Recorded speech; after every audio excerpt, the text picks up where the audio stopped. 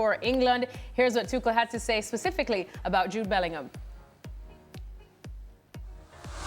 I will not reveal my confidential and private conversation with players here in public, but I think it's not a surprise for him to compete for us on the number 10 position. I think he knows from me, and I think he sees himself as a number 10. Like I said, I feel that his key strength from the number 10 is to find number 9 positions, and that he has this hunger and determination to score. This is what we see now for Real Madrid, and hopefully we see it next week for us. All right, so just trying to make some sense of that. Nedum, he's saying that Bellingham is a 10 and Foden's like a 9, 9.5 or 10, but must play centrally then. So is he hinting that they probably can't play together? Yeah, I guess so. And then obviously when you add in one Harry Kane in there as well, you know, that also changes the dynamic. I think Harry Kane, we've seen in recent times, especially for Bayern, is doing really well when people, you know, will stay up the field as he starts to drop back in himself. So I think it's almost a case of figuring out which players will actually complement each other as opposed to go against Kane, who's going to, you know, essentially be starting every game for England for the foreseeable future. But yeah, I would agree that I think for Bellingham and for Foden to be playing together as like those 10s and those attacking midfielders, I think we saw a little bit of that last summer at the Euros, and I don't know, it didn't really work as well as say we'd hoped that it would do. I think Foden wasn't at his best for the majority of that tournament, and Bellingham obviously had his moments, but it was an England side that was still lacking creativity somehow.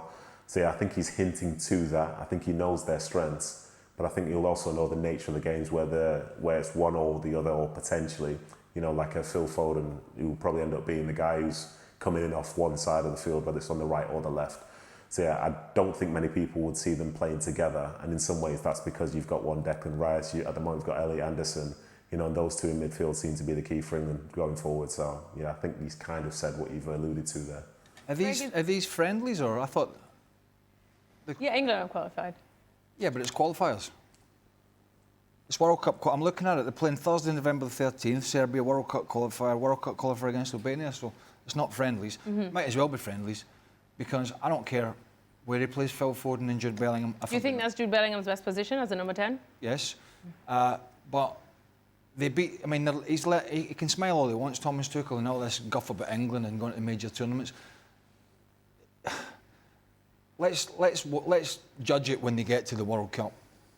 Because they're playing Serbia, as I mentioned, and then they're playing Albania. They beat Serbia in Serbia 5-0. I mean, Southgate did the same. Hodgson did the same. Most of the previous managers all did the same.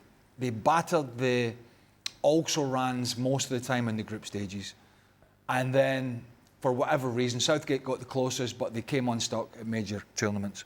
So I don't care against Serbia and what he does with Phil Foden and Jude Bellingham. It's what he's going to do when he plays Italy, Spain, Brazil, France, all these teams, even Croatia. When Southgate got outfoxed by the Croatian manager in the semi-final, they were getting outdone in the middle of the park, and we all sat watching it going, they're getting outdone in the middle of the park, and he did nothing. Yeah. And so that's going to be the crux of the matter. For England, and where Foden plays, if he plays, where Bellingham plays, all this sort of stuff that other England managers are having to deal with, it's not how he deals with it really here. And you might say, well, he learned a little bit there, but yeah, that's not the same as, you know, playing France, you know, up against it, playing Brazil or Argentina in a semi-final or a quarter-final. It's a complete difference. So it's nothing more now for England than they are, I suppose, friendlies, but they're World Cup qualifiers, but they're nothing more than just a run out. And quite frankly, they're just the most boring games on the planet. What? Yeah, it can be boring, but you have to prepare the World Cup. You have to prepare the World Cup, and in order to prepare the World Cup, you have to prepare the players, and you have to make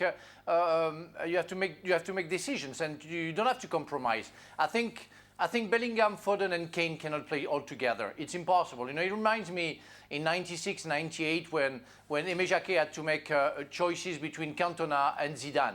He offered Zidane the position of striker. I think Cantona denied it, but it was clear for Aimé Jacquet that he had to make a choice between two fantastic players, and he had decided to put Zidane.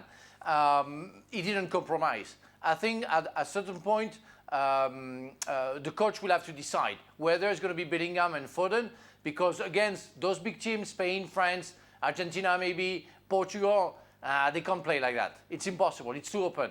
Well, was Cantona in the squad? No, he wasn't, because he didn't want to play. He didn't want to play in '98. He refused to play as a striker. So he decided to not take him as a substitute, because he knew that it would be maybe an issue. But can you imagine Cantona not being picked in '98 when he was the king of the king in England? So it's sometimes a hard decision, but if you have to make sure that your team works, and it works the way you want it to work. And I think with Bellingham, Foden and Kane, it's hard to make it work, especially defensively. So we are, what are we? How many months? 7 months? 6 months. I would imagine he's got a fair idea what he wants to do. I don't think Wallop in Serbia or Albania or any of the other teams, might have been Latvia, I can't remember. I don't really think that, Frank's saying you're preparing the World Cup. I think he knows pretty much what he wants to do. What he's got to hope is that he has a problem, that Bellingham is fit and playing well for Real Madrid, that Foden's form, his trajectory continues to go in the right way, because he lost his way for quite some time for whatever reasons, I don't know, but he was a heck of a player, incredible player week in, week out, and then it sort of went away.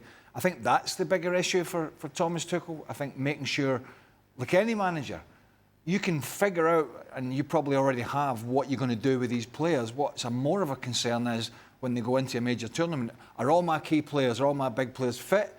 Are they all in good form? And are they all up for it? And then you figure it out from there. That's the crux of it. I don't think you have to worry about, at this moment in time, can he play, They all know where they can play. They have to make sure they're in tip-top shape going into America, or North America here. Because if you've got 4 or 5 guys that are not tip-top and they're off form, England have got no chance. Not that I think they have a great chance at the moment. They have a chance, I suppose, but if they have 4 or 5 of those guys off colour, they've got absolutely no chance to compete properly in this tournament. Well, you're looking at me as if I'm a bit angry today.